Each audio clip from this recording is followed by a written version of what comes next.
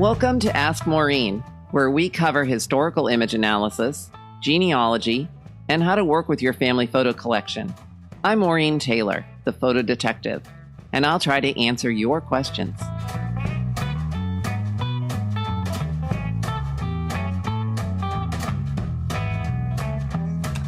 Hi, good afternoon. I'm Maureen Taylor.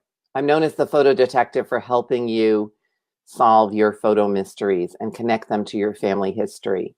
And today I'm here to talk about The Last Muster, which is my project about images of people who lived during the American Revolution, but lived long enough to be photographed.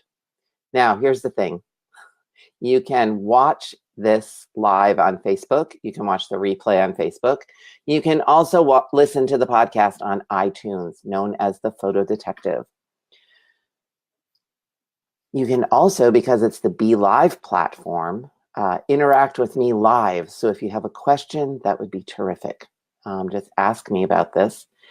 And almost 2 decades ago, I started working on this Last Muster project, looking for images of individuals who lived during the American Revolution, but lived long enough to be photographed, which means they had to live after 1839. It's been an amazing journey. 2 volumes of the Last Muster series are currently in print. I have them right here. Notice there are 2 volumes. One is green and one is brown. This is volume 1. This is volume 2. Different people in each, different information in the front of each volume. I work pretty hard to come up with new ways to look at the revolution and the hunt for images. 2 museum exhibits in these almost 2 decades. One is a permanent exhibit at the Museum of the American Revolution in Philadelphia, and one was a temporary exhibit at the Concord Museum in Concord, Massachusetts. Now, and there are 3 films, and I know you know that because I've talked about them before. And I just want to thank you for joining me on this Last Muster journey. It has been life-changing in so many ways. So here's what happens with this Last Muster project. In the beginning, I would look for pictures, and I would go to historical societies and museums, and over again, I was told that, one, there either were no pictures or that they didn't have any in the collection. And then I started asking just to see images of very elderly people, and that seemed to be the trick. Once I started to say I just wanted to see daguerreotypes or ambrotypes or tintypes of very elderly people, then I started to find more images. Because while it seems surprising that many members of this generation survived into the age of photography, it does in fact make it possible for us to look directly into the faces of those who participated in our early history. And so by searching through databases, museum holdings, and private collections, I met with a lot of dealers and a lot of private collectors who actually buy these old images. It's a very collectible Revolutionary War material, and artifacts and images related to it are very collectible. And so I've uncovered and authenticated over 200 images of men, women, and children of the Revolutionary era. I am currently working on a 3rd volume of The Last Muster and working on that authentication process. So someone comes to me and they have a picture of someone that they say is a Revolutionary War person. And actually, this just happened not that long ago. A woman came to me and said that that in a historic house, there was a picture of someone who was supposedly, hanging on the wall, that this was the picture of the man who had built the house during the American Revolution. And I took one look at it and I was like, might be his son, but it's definitely not the man that the house is attributed to. He was just too young to be the man who would have been born in the 1750s. Plus, I think the man who had originally built the house died before the age of photography. So it sort of all added up to be, not the right person. And so I would spend a lot of time making sure that I have the right person, that it all the information in the photograph and all the evidence I find outside the photograph add up to be that this is a person who lived during that revolutionary period. I mentioned that this project has certainly changed my life. When I started it, it was just an idea. Someone had come to me with an image and they thought that there was someone who had lived during the American Revolution. Actually, they told me it was their ancestor who had been in the revolution as a Tory. And I thought, that's an odd thing. I hadn't really heard of any images like that. And so I set out to look at that image and prove his story. But I also thought, well, I wonder how many more there are.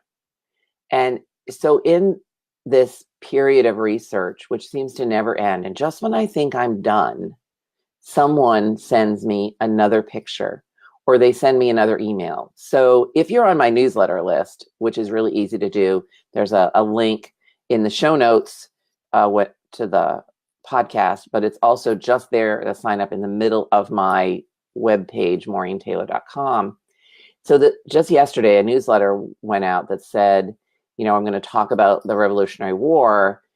And I've gotten 3 or 4 emails from people who have either shared a Revolutionary War ancestral story or have said that they have an image to share. And so that's great.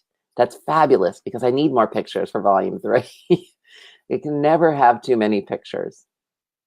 I have met in the last couple of decades really wonderful people who have been quite generous with their time and their stories and with loaning me their images or scans of their pictures to use in the volumes. I have seen, without exaggeration, amazing collections of artifacts relating to individuals who lived during the American Revolution. And you can see that for yourself if you watch the 3 movies that were made with Verissima Productions. And I have learned a tremendous amount about the diversity of people who created these United States. And just the stories are just riveting, excuse me. The stories are riveting. From the man who applied for a pension, who said that he deserved the pension, that he had done his time, and he really needed that pension to survive, to the man who wrote in his pension paper about being actually shot through the hat, really close to his head, with a musket ball at one of these battles. There are impassioned pleas in those pension records. If you've never looked at them, they're better reading than some of the novels you have available to you today. And the hunt for images is ongoing. There are too few images of women who tended the home front or went to the war with their husbands or then later married veterans. And while I have a long list of names of these women, I have found very few pictures of them. It seems to be the men in their family that are documented, not them. So I'll have a blog post that I'll link to these show notes to share with you.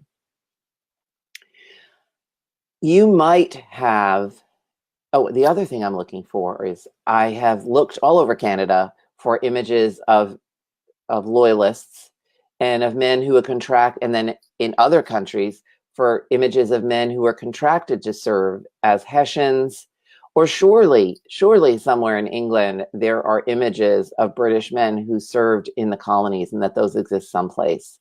I've pretty much been told that that's not the case, that there probably aren't any, but I refuse to give up the search because if there's one thing I've learned, it's that images can turn up in unlikely places at unlikely times.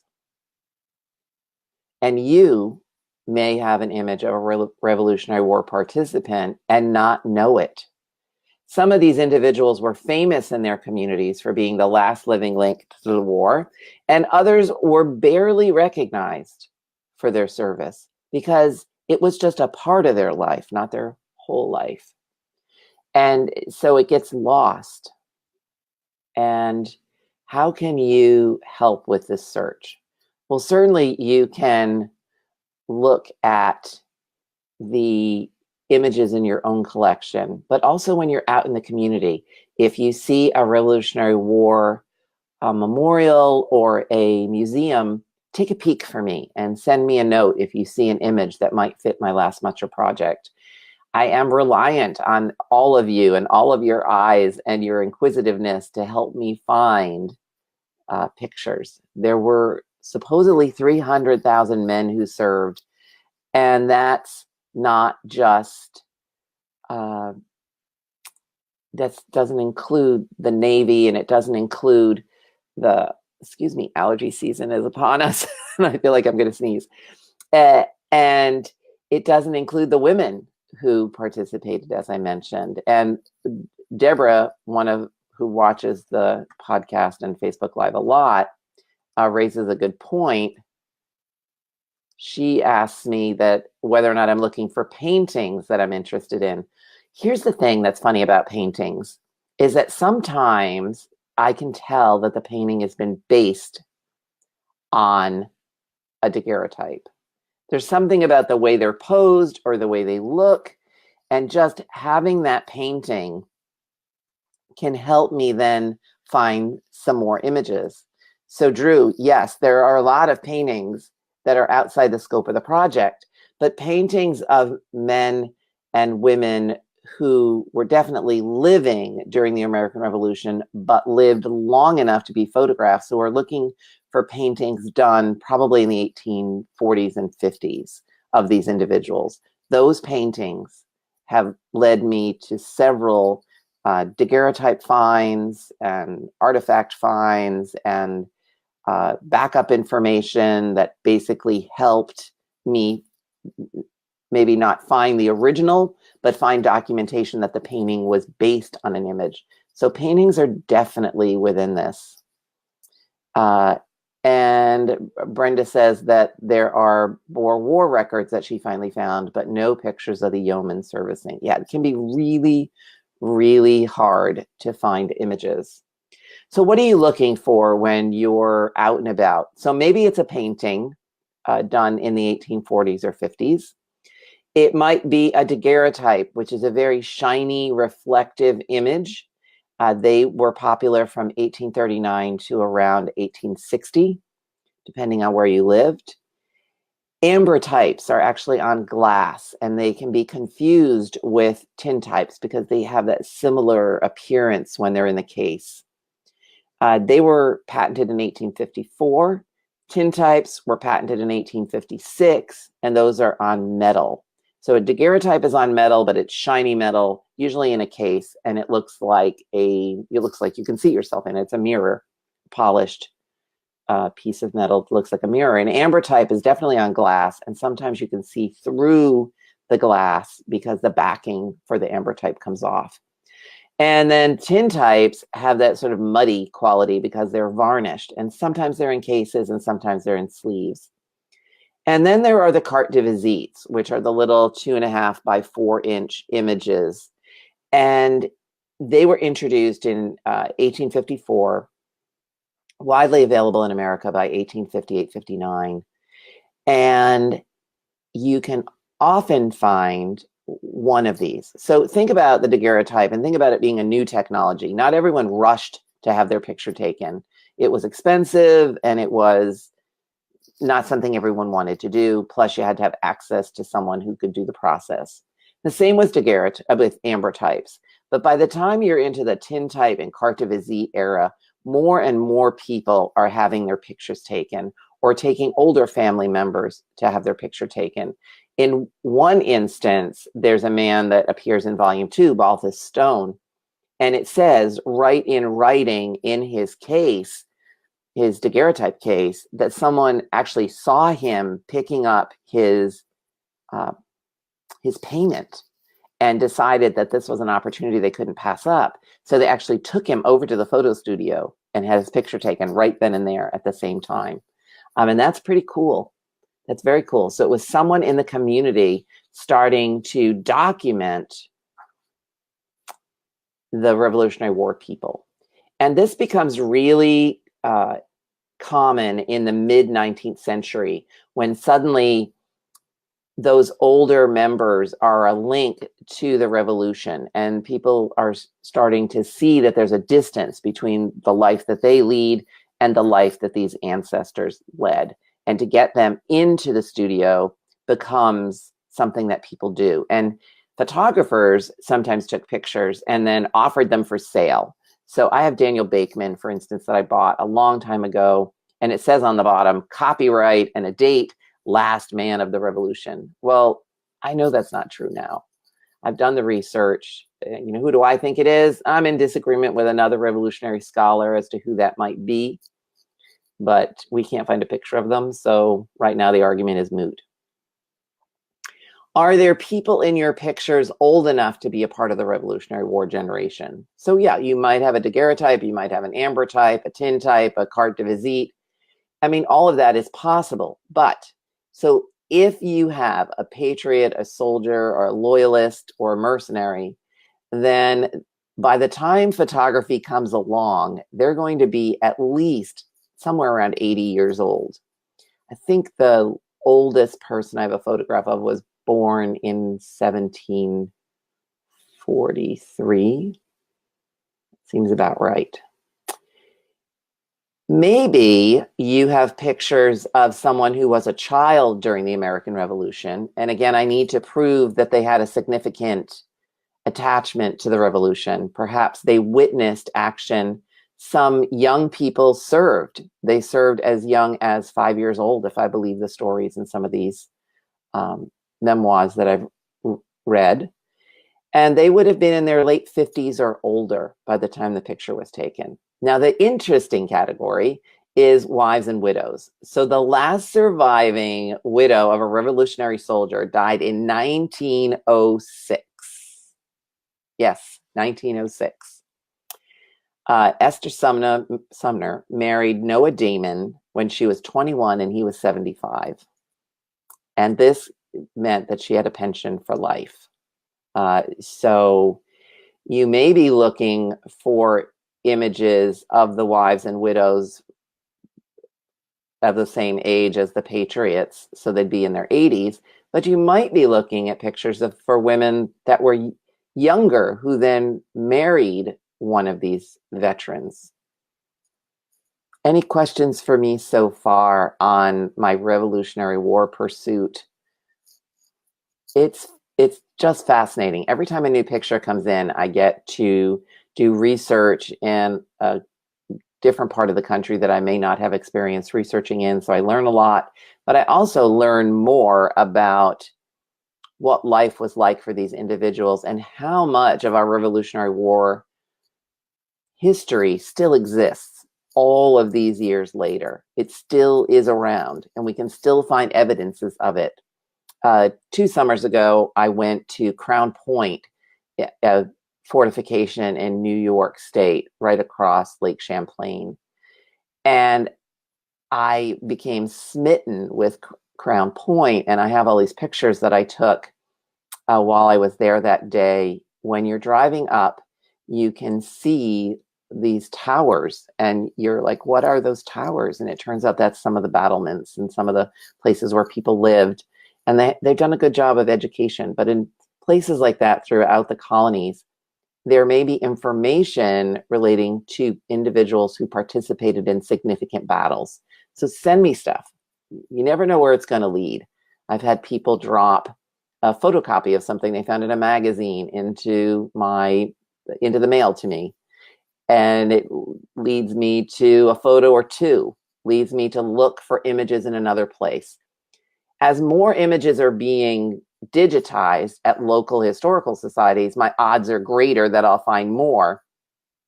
But in smaller collections where the images are not available online, it's still possible that there are images there that would qualify for the Last Muster project. And I would love to know about them.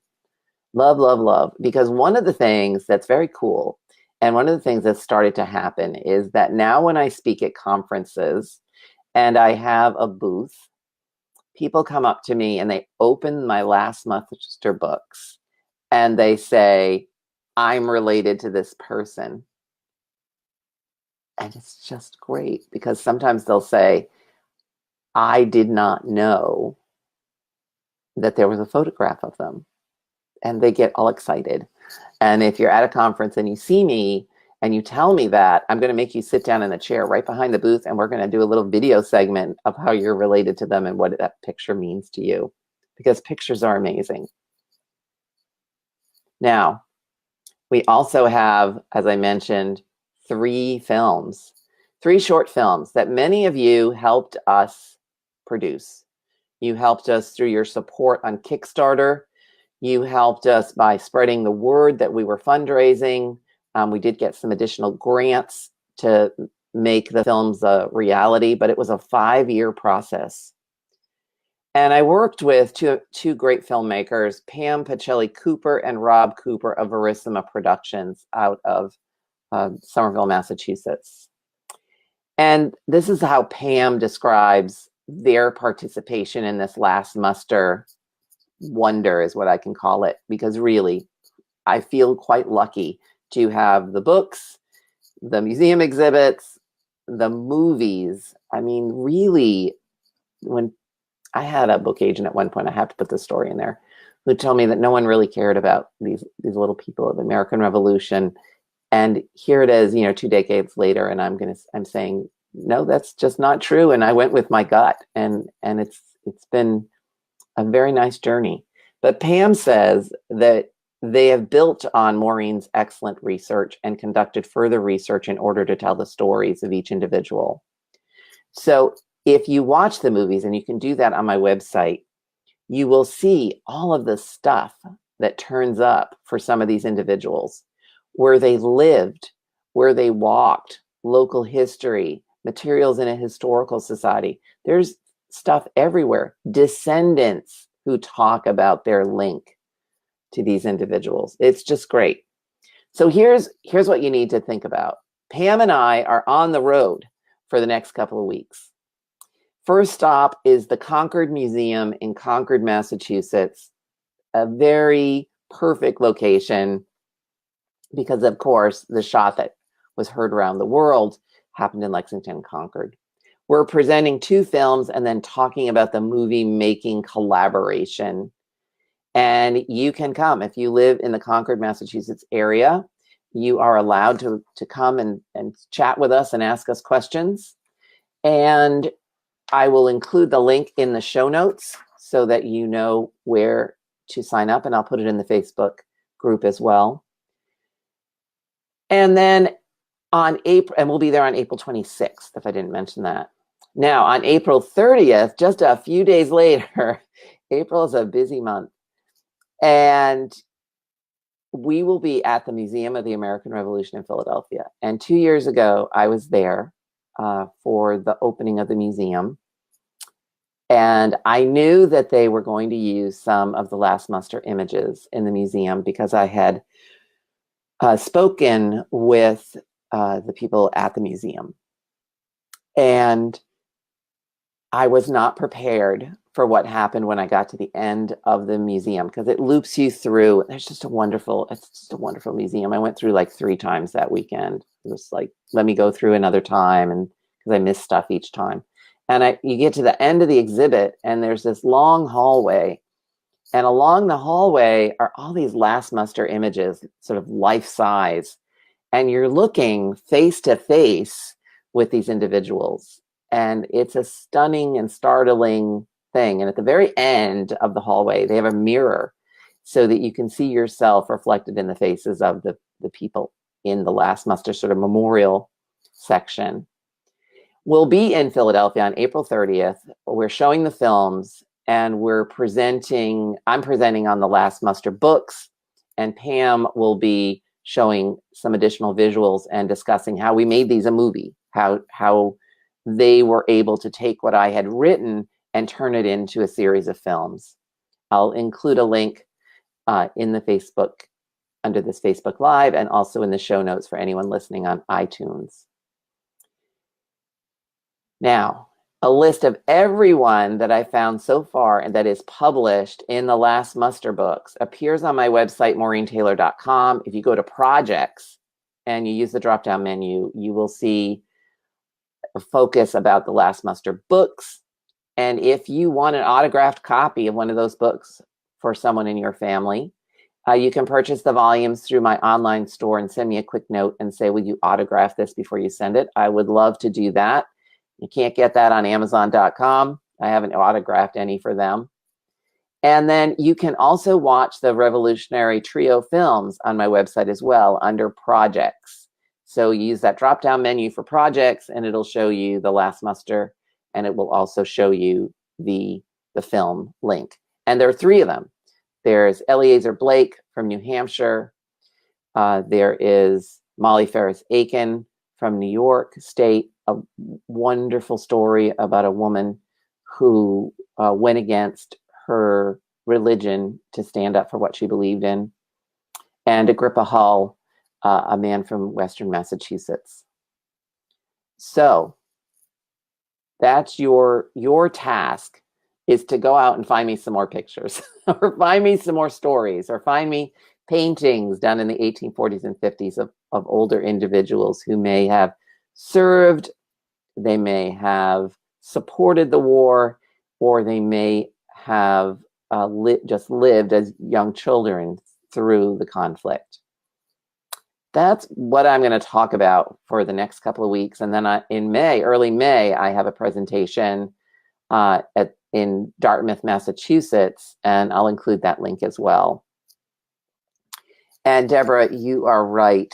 It is quite moving to see those life-size images. I actually did choke up a little bit, and then I made a little movie, and I am so looking forward to going back on April 30th and going through the museum again, and going through the museum with Pam and Rob, because I know it will be just one of those things. It's just one of those experiences. And Deborah, yes, your ancestor is Eleazar. That's how you pronounce that name, Eleazer. Now, any questions for me before I sign off on this Facebook Live, this specially themed Facebook Live on The Last Muster? By the way, if you have any suggestions for me for guests for my Facebook Live or my podcast having to do with photographs, send them my way. I have some guests I'm lining up for the next couple of months and some topics I'm working on and some new things as well. In the meantime, thank you for looking. Debbie, absolutely, you'll look for pictures in your stash through what I'm talking about. Please do. You never know what you're going to find. There are surprises in every photo collection, and there are surprises to me every step of the way through this project. I am not sorry that I started the journey, although at times in the beginning it was so frustrating. I did sometimes think I was going to quit, and I would call David Allen Lambert from the New England Historic Genealogical Society, and I would say, David, I don't know that I can do this. I don't know that we can do this. I think we need to stop. And then we'd sort of get another email with a picture, or someone would send us a note of encouragement. And I have no idea, Drew, how many more photographs have yet to be discovered. It's impossible to estimate. If anyone had asked me 2 decades ago that I would have found this many, I think I would have laughed. It just didn't seem possible.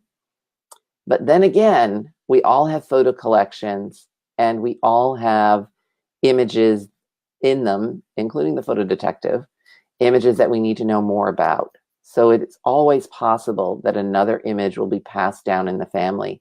There was actually, I want to share a story with you that has nothing to do with The Last Muster.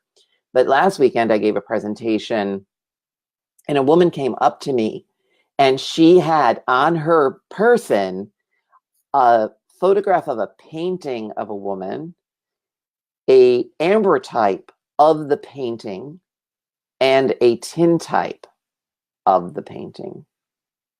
So that at some point in her family, there are 3 images of this same woman who she's not really sure who she is. And I'm hoping I'm going to be able to help her figure out who it is. But what that means is that if you had a daguerreotype in your family of someone who lived after 1839 and saw some kind of participation in the Revolutionary War, that their children may have had copies made, which then passed down to other family members who may have had copies made.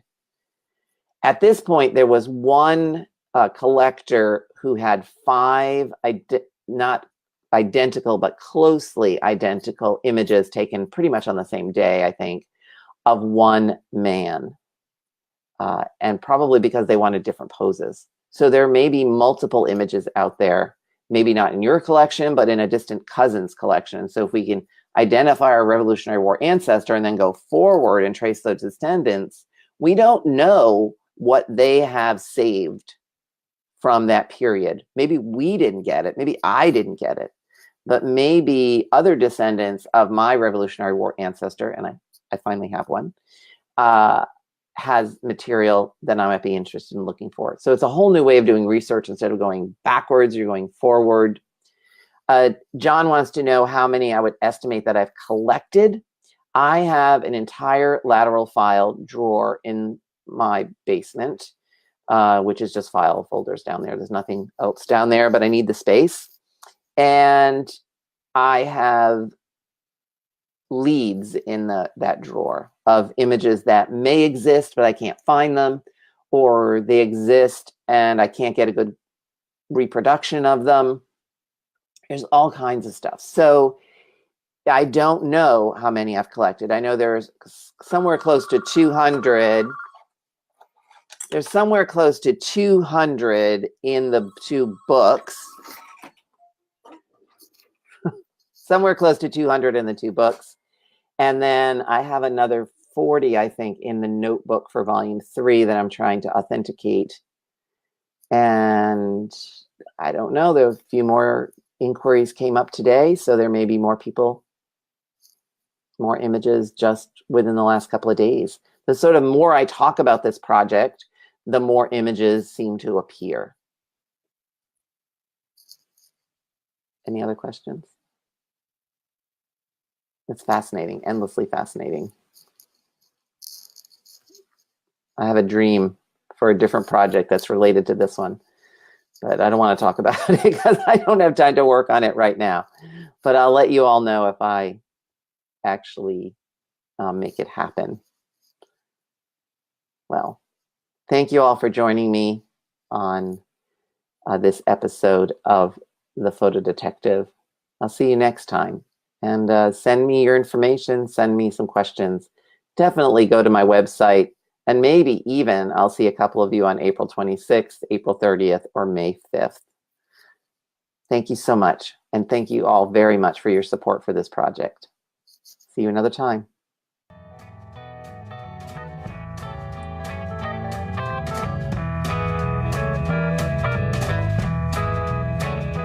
Thank you for watching and listening. You can submit your questions for future episodes using the Ask Maureen button on MaureenTaylor.com or through any of my social media contacts. You can find me on Twitter and Instagram as The Photo Detective and on Facebook at Maureen Photo Detective. I hope you'll come back for the next show. Don't forget to send me your questions.